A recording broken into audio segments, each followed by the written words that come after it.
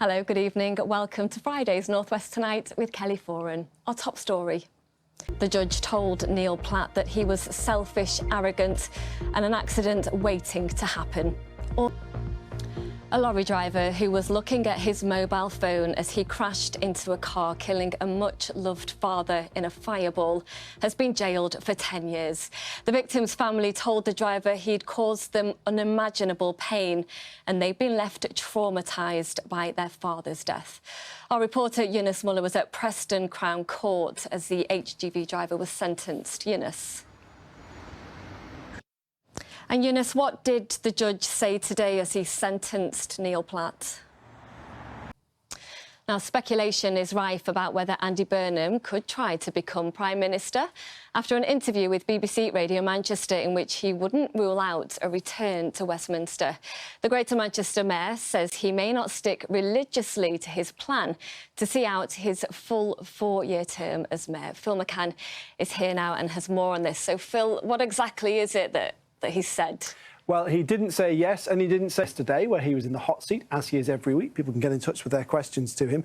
And that interview made a big splash in the national media today, because to become leader, he would need to be Dignan, who asked if he was going to be staying as Greater Manchester Mayor until 2028. And Phil, there is more intrigue around this particular at the moment, isn't there, because of that contest to become Deputy Prime Minister? Yeah, and because Lucy Powell, the Manchester Central MP, is of as sexist, and she said as much on the BBC's Political Thinking podcast. So Lucy Powell there running to be Deputy Leader of the Labour Party in her own right, not as a spokesperson for Andy Burnham. We won't know. Thank you very much. One for us to keep a very close eye on. Thank you, Phil. Now, a killer who'd been released from prison has been jailed for the rest of his life after breaking into his great-uncle's house and stabbing him to death. Now, bus passengers faced huge disruption today as around 2,000 drivers began 4 days of strike action across the B network in Greater Manchester. Routes in southern parts of Lancashire were also affected. The Unite Union says employers have failed to address the issue of low pay. Phil Cunliffe reports. OK, let's have a look at some of the other stories that people are reading about from across the North West. And Wirral Council has promised to not make any more cuts to libraries. Labour leader Paula Basnett says all parties agree that closing any more of them would be wrong.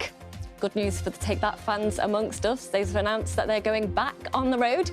Their Circus Live tour will include 2 dates at the Etihad Stadium next year. And the World Fireworks Championships in Blackpool are now going to be held a week today. The free event was postponed last weekend because of that thundery weather. You can find out more of these stories on bbc.co.uk/local online or, of course, on the BBC News app. Now, you might recognise some of these drawings. They've become hugely popular on Instagram. And when we looked into it, we realised they were the creations of a stay-at-home mum from Lancashire. Kerry Cunningham started scribbling down her thoughts and it's gained her hundreds of thousands of followers. I've been to meet her. And I have been looking after it. It's in safe hands. Everyone loved it. Thank you so much. And the Liver Bird is on there where we're heading to next, because if you've walked along the River Mersey today, you may well have spotted the world-famous Cunard liner, the Queen Mary 2. But as you can see, it is pretty hard to miss. Later tonight, there'll be a firework display to mark the company's 185th anniversary as the ship leaves Liverpool. Anna Jameson has spent the day there. Just gorgeous, isn't it? Now, we're about to hear from a very, very special Bolton Wanderers fan, and I'm not talking about you, Ian Haslam.